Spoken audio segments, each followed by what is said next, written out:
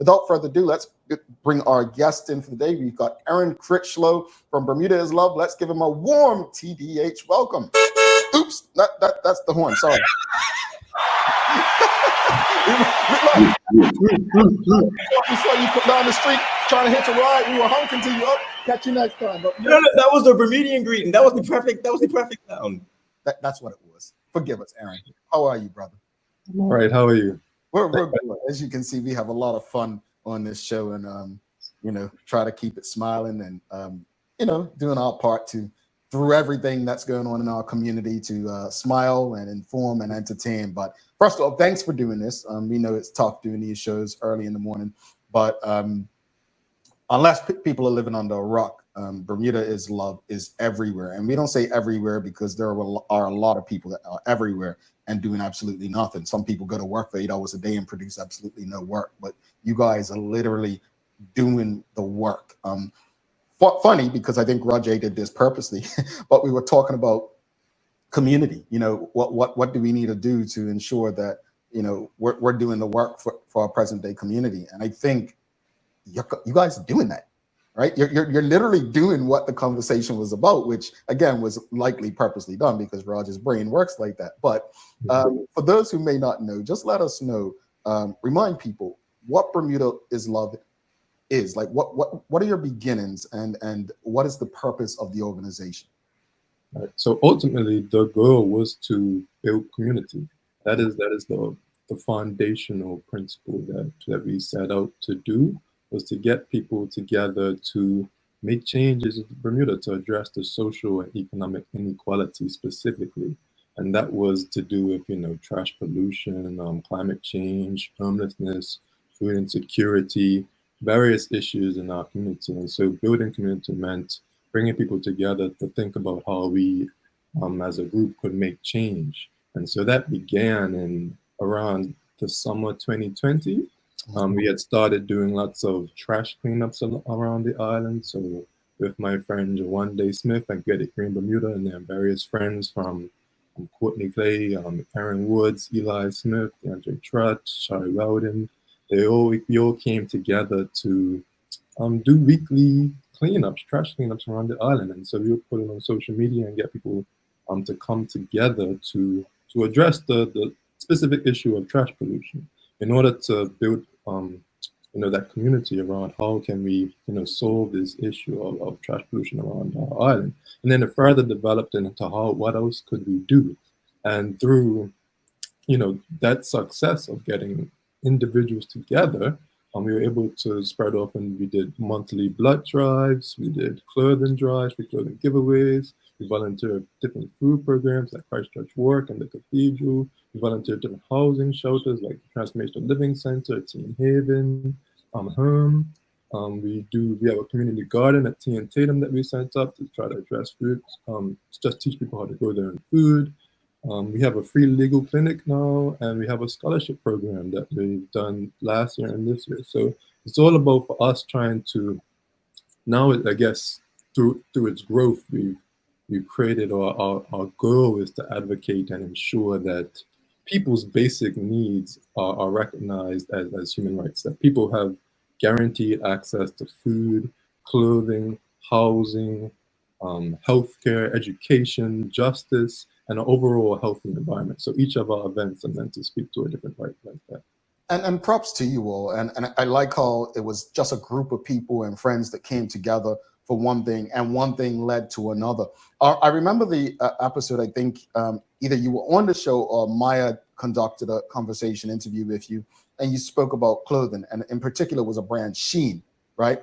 I had literally found out about Shein like months before and ordered something, and all of those clothes are actually in the trash because it just wasn't good quality. But when I always say when it comes to this show, the great thing about me, my mind can be changed. I always use the example when I was a delegate in the PLP, and they were talking about legalizing or decriminalizing marijuana at the time, and your boy was like, heck no way, da, da, da. And over the years, through education and information, my stance changed. But my mind changed very fast with you, because I thought that, no, getting these cheap clothes, was best if you couldn't afford things. when it probably makes more sense to get quality clothes and wear the same shirt every day.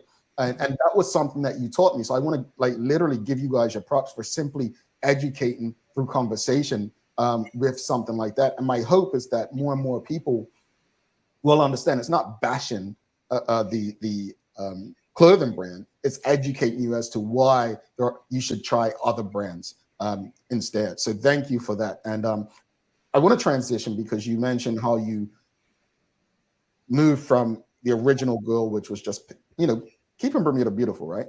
Mm-hmm.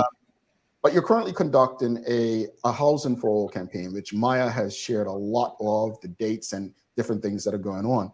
Mm-hmm. Why do you feel this is a necessary focus right now for your group? For me in particular, I would say that I first learned about the problem of homelessness in university, to be honest. And it spoke to me because in my degree, they talked about the problem of homelessness being a civil rights issue or a political issue, or a freedom issue, a liberty issue, in the sense that people who are experiencing homelessness aren't able to participate fully in society because because they have a lack of a house, they have a lack of address, not able to vote, not able to fully participate in society, not able to open a bank account, they have a lack of place to eat, to sleep, to bathe, to exist in safety. And they have dangers from the weather, to lack of a protection against disease, to danger itself, to hunger, to loneliness, to isolation, to the stigma of just being homeless. So it's a fundamental problem. And for me, how homelessness is one of the biggest issues in society. If we really want to create a holistic society, or a free society, truly, that where everyone is fully able to participate in not just in civic life and political life, but able to fully achieve their dreams and the goals, having or not having a house, it can be one of the biggest detriments to one able to thrive and survive even. So for me, I think it's a big issue. And so for this campaign in particular, which we're trying to just talk about what the problem of homelessness is, and then talk about the solutions, the challenges, how people can get involved, and then also part of it for us is to advocate it as a human right. So housing as a human right. What does that look like? How can we implement it in legislation?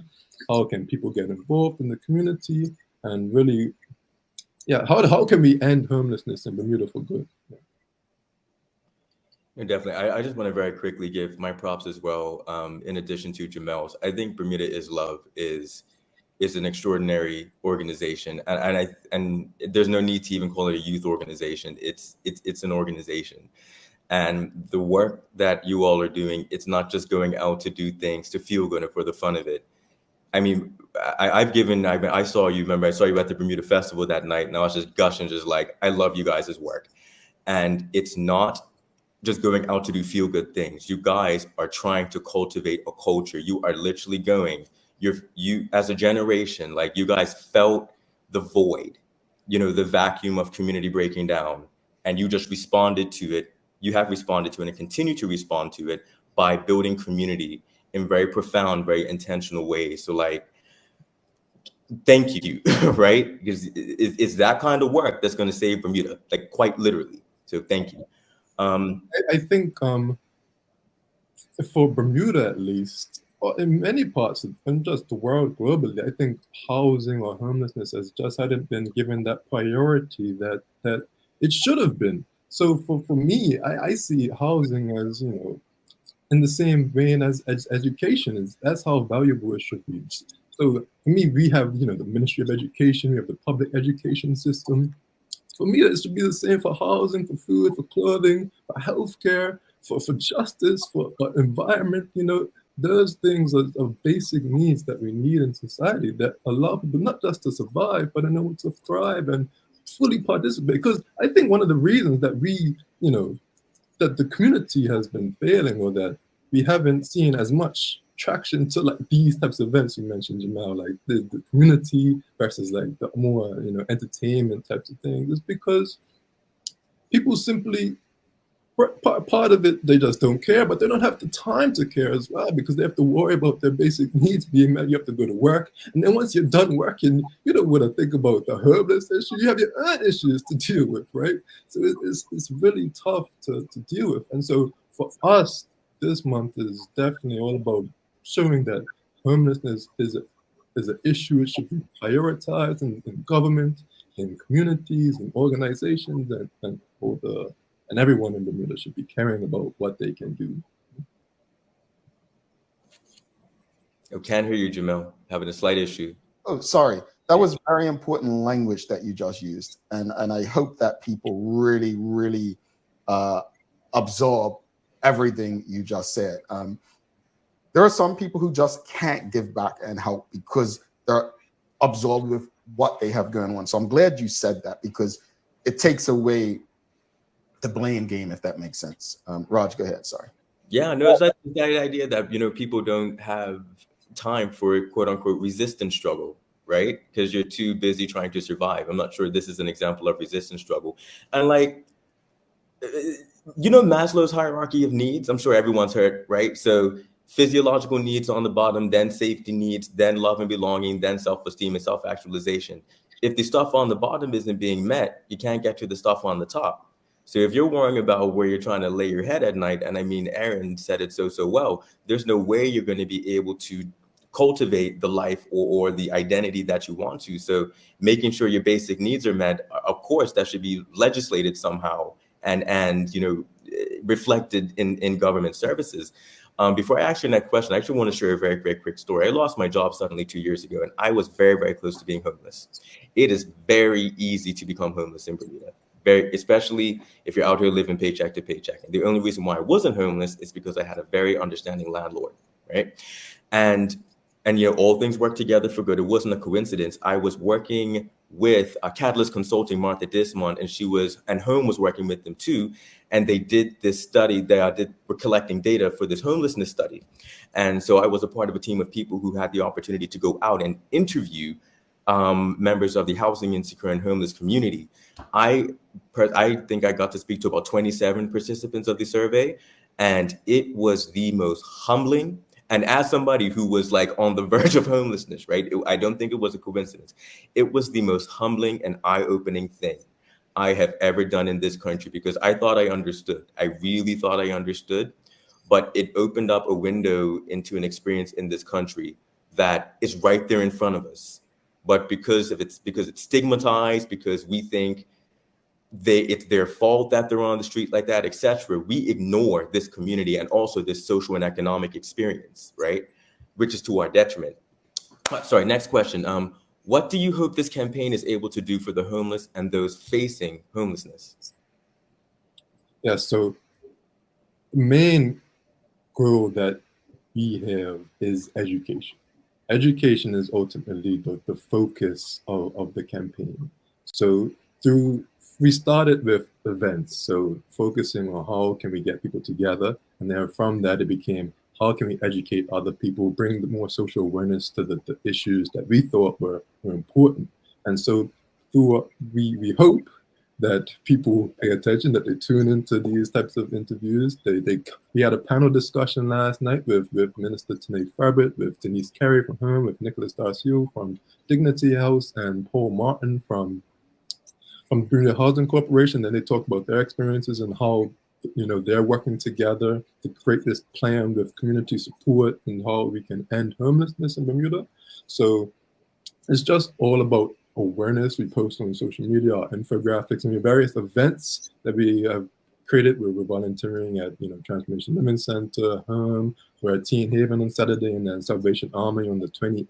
And then we have a free legal advice clinic on the 24th. So it's just about awareness about what exactly is the problem that we're facing. What does it look like? What does homelessness look like? It's not just, you know, not just those people living on the streets, living on tents, but it's also those in overcrowded spaces. It's those living on people's sofas or in poor conditions, out of cars, those types of situations. Homelessness comes in various different situations. It's complex. It's caused by poverty, by lack of affordable housing, by mental health, drug abuse. It's a complex problem. And so for us, it's just raising awareness about what those problems are, and then what is it that, or how can you get involved as an individual? What organizations can you volunteer at?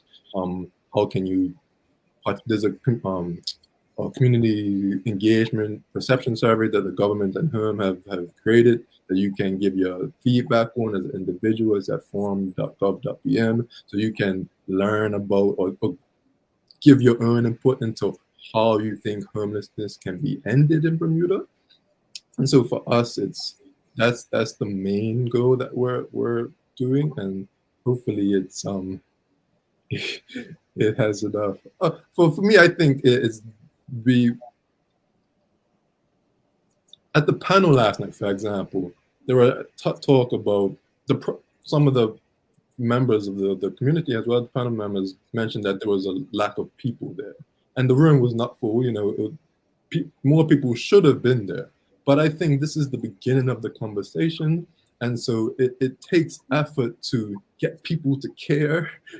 it really does. And so through these conversations that they just keep happening, and more input, people have these discussions themselves, in their own families, in their own homes, in their own workplaces, see how they can get involved. And so that's our main goal. And I think it's been a success through, like, I remember when I first started, we would have events like a trash cleanup volunteering at a housing shelter, and it might just be me and one other person. And so it was depressing sometimes, because it felt like people don't care, and I'll be my heart be broken.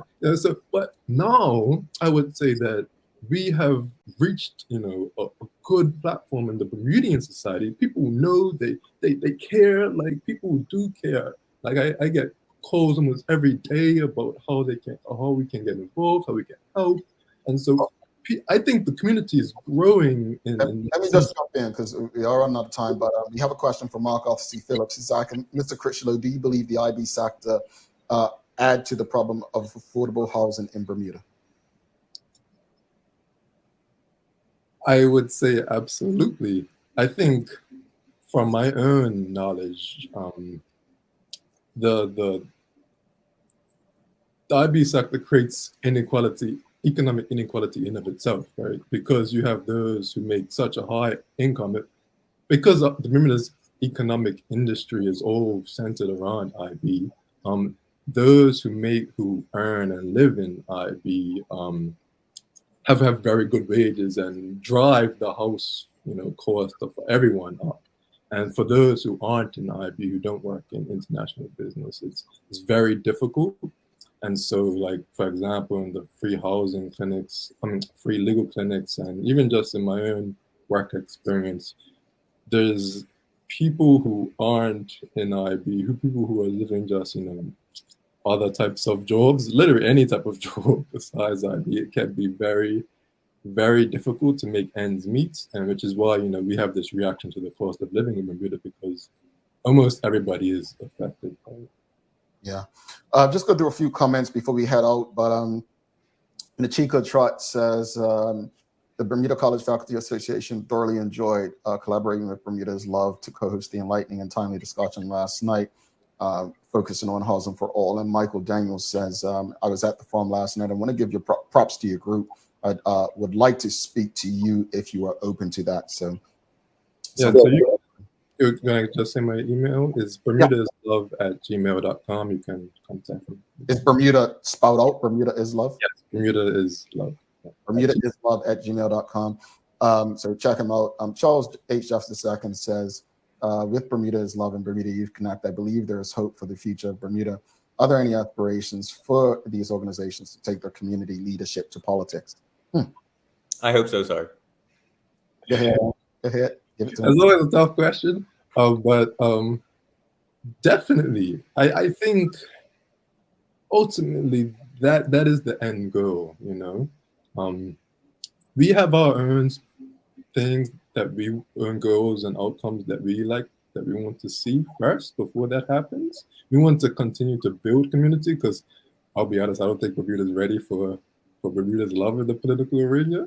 So I think right now it's just focused on education, education, education. And so once we feel more confident that our ideas will be received supportively, then we're more than ready. But that's definitely something that's definitely in our plans, in our goals, and I think is ultimately is something that has to happen eventually. Indeed. I don't know. I don't. I mean, the original Nelson Mandela, and I mean pre going to prison when he was labeled a terrorist and everything by people like Margaret Thatcher, wasn't a politician. Dr. King wasn't a politician. Malcolm X wasn't a politician. I guess the point I'm making is activists don't have to become politicians to bring about the change that our community needs. So I should say I don't like when people put pressure on young people and groups as if politics should be the end goal. If that's what you want to do, great. But politics takes away from activism. It has, as it's proven. Once people get in these positions, things change. Now, my hope was that you can be, is the word an anomaly? But you can be the group that changes that perspective. And if you do evolve into politics, that you carry the values that you have from where you are today into that space. But right now, education and impact and change the way you're doing, I think is a perfect way to go. But I wouldn't want to put pressure on anyone who's out there making a difference as if politics should be their end goal. Go ahead, Rod. Sorry. No. I mean, I completely agree with all of that. And, Teray made this, and apologies, my laptop. Teray made this point just now. There is hope if our efforts aren't thwarted. We appreciate the support. If people don't know, Teray is one of the founders and lead organizers of Bermuda Youth Connect. She's absolutely brilliant. Believe she's going for her PhD at some point, as she should. Look forward to you, Dr. Toll. We appreciate the support, but politicians often discourage us and have been quite inappropriate to BYC. You can help us by supporting us among older generations. And, I will say this to that. I'm still a young person. I'm 33. And, despite the fact that I have 2 children, one's almost 10, I have been in many, many different spaces where I have had older folk condescend to me ridiculously, right? And when you are a young person in Bermuda, and I do believe we have an anti-youth culture in Bermuda. I do think we have an ageist culture in Bermuda, but it's ageist towards as young people, not as older people.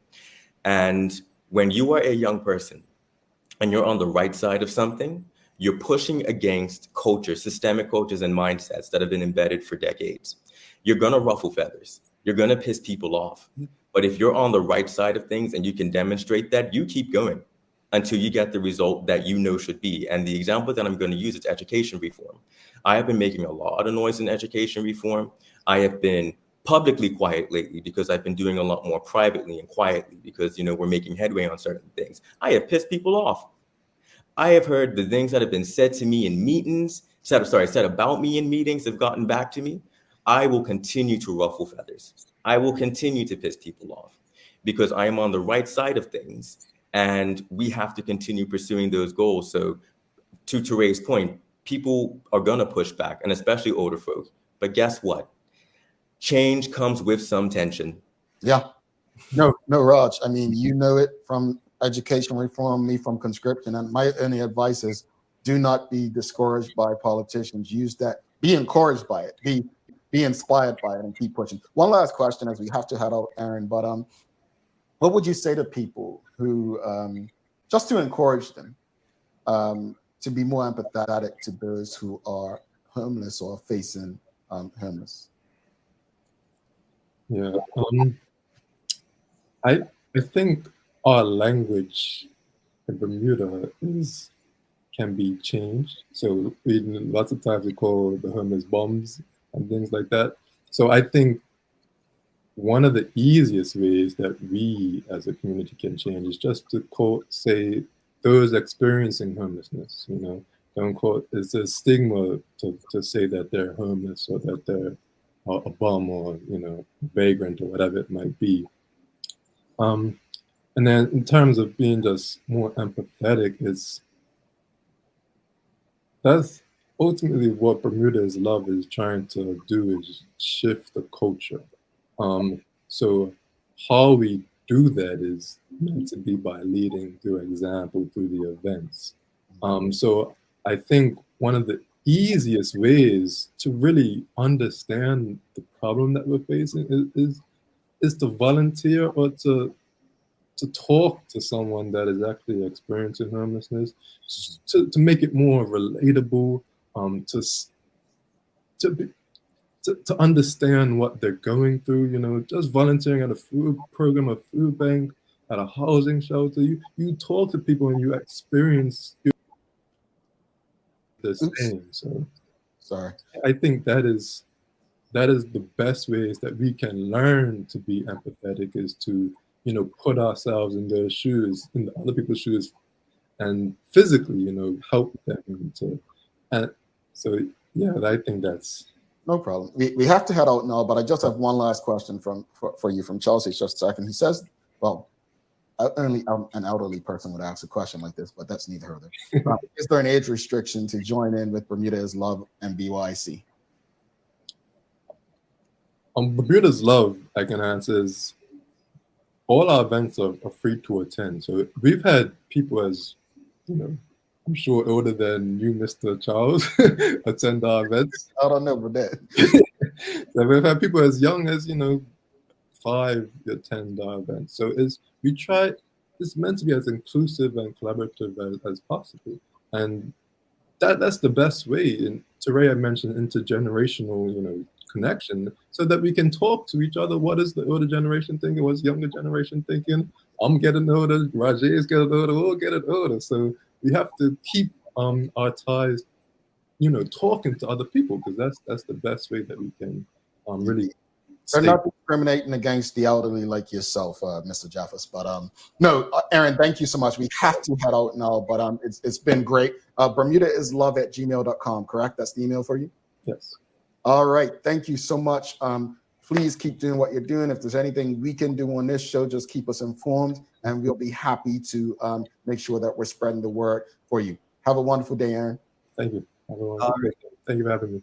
No problem. Aaron Crichlow, please give us a thumbs up, a love, a like if you appreciated that conversation. Make sure you share it. You know, Aaron said something I want to highlight real fast before we go to break is, you know, and I encourage young people, do not become discouraged if only 5 people show up to your event. Do not become discouraged if only 10 people are listening to your conversation or watching your video. Be concerned when people start liking your social media posts, but not showing up when it matters. But keep pushing and keep going. We're going to take our final break, come back, Daily Play, and we'll wrap today's conversation up. Stick with us.